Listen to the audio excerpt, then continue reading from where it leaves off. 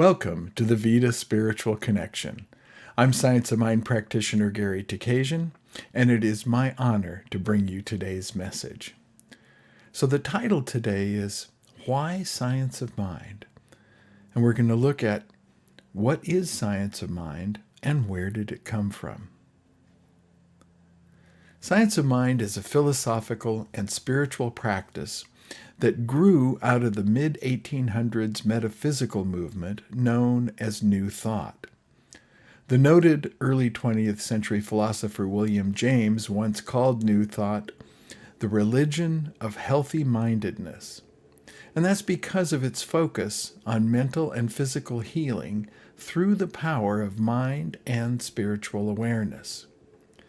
Now, in general, New Thought believes that the divine is not separate from humankind, but dwells in all people and in all things, and that humanity's thoughts are a creative force for the spiritual healing of negative consequences and conditions in our personal lives. Science of mind was also known in earlier times as religious science, and is based on the writings of Dr. Ernest Holmes, who lived from 1887 to 1960. He published his seminal work, The Science of Mind and Spirit, in 1926, after years of studying many of the world's great philosophical, religious, and scientific authors. Holmes claimed no divine inspiration, instead saying that his work originated from many sources, old and new, and is available to anyone who wishes to study it. Ernest Holmes founded the Institute of Religious Science in 1927, primarily as a teaching and study institution. He said of his work, "Religious science is the correlation of the laws of science, the opinions of philosophy, and the revelations of religion applied to human needs and aspirations of humankind." When Ernest Holmes founded the Institute, he had no intention that it become a church or religion. He felt that his teaching into how our minds work and how we can use it would benefit folks regardless of their spiritual path. Now, some years later, however, he relented when a significant number of Science of Mind followers came to him wanting a place of their own to gather and study, and thus was born the Church of Religious Science, now known as Centers for Spiritual Living. With the overwhelming number of religions and spiritual paths available to the world, what makes Science of Mind special? Well, in essence, Science of Mind is about empowering each of us to live the best life that we can live, right here and right now. Science of Mind offers spiritual and intellectual tools today so that we can live this best life to the fullest and in the present moment. Because the present moment is all we really have. It's important to understand that the past lives only in our memories of what happened in a previous present moment. The future exists only in our imagination as we try to anticipate what might happen in a future present moment. And for as much as living in the present moment is the desired state, we all do spend varying amounts of time either rehashing memories of the past or anxiously imagining some type of unknown future.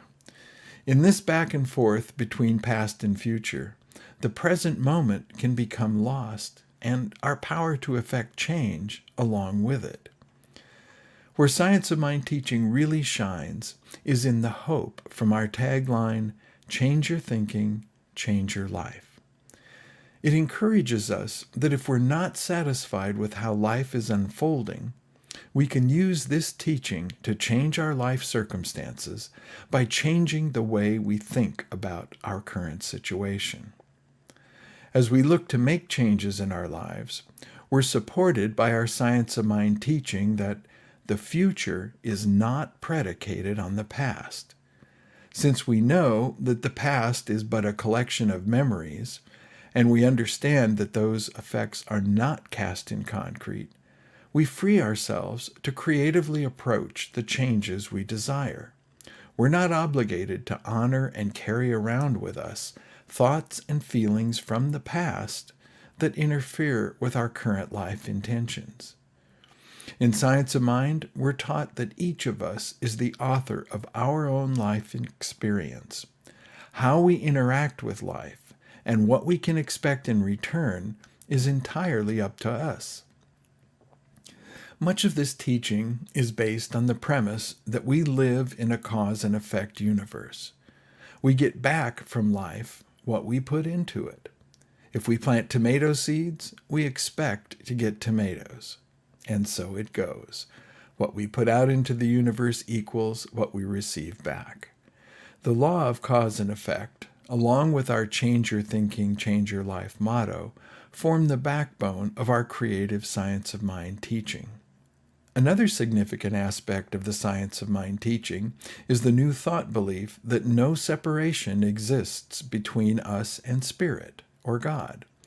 We do not believe in a God that is up there somewhere reigning over us down here.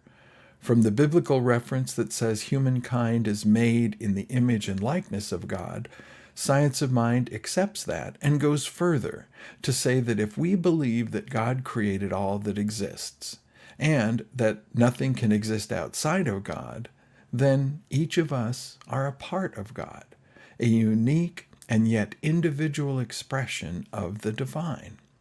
We believe that what is true for God on the universal level is true for each of us on the individual level.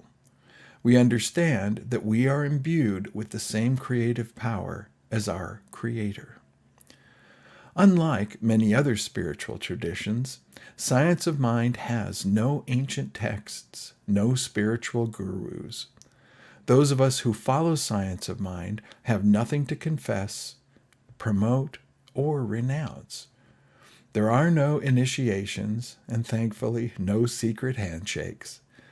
And to his credit, Ernest Holmes maintained that the Science of Mind should remain open at the top, meaning that no final chapter has been or likely will be written, and therefore this teaching should continue to welcome new understandings of human development. To better understand why Science of Mind is special, it's important to look at the predominant cultural environment that surrounded many of us as we were growing up. Because we know that many of our foundational beliefs about the world around us formed during our early years, and we know that that would include our formative beliefs when it comes to religious traditions. Now, if you were raised in a Western culture, as many of us were, then whether your family unit was religiously observant or not, the predominant beliefs of Judeo-Christian traditions were deeply ingrained in our culture, and therefore in each of us. Without going into too much detail, just consider how easily we take for granted various biblical laws like the Ten Commandments that have found their way into our judicial and social practices.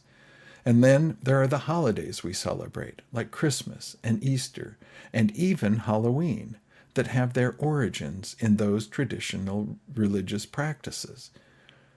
The effects of these cultural traditions are to our consciousness like water is to the fish. They are there, we live within them, but they are rarely brought to the forefront of our awareness as something we may want to examine. And as a result, we don't realize the lasting effects that these cultural influences have on our day-to-day navigating through life. Important concepts like heaven and hell, eternal judgment, sin and forgiveness. These are but a few examples of how these religious cultural ideas have taken root in our Western society and can have substantial effect on how we see our place in the universe and the possibility for changing our worldview. So, why is Science of Mind not as prevalent as some of the mainline traditions? Well, during our formative years, Science of Mind was virtually unknown to many of us. Since it was founded in the early years of the 20th century, that makes science of mind relatively new when compared to the world's major religions.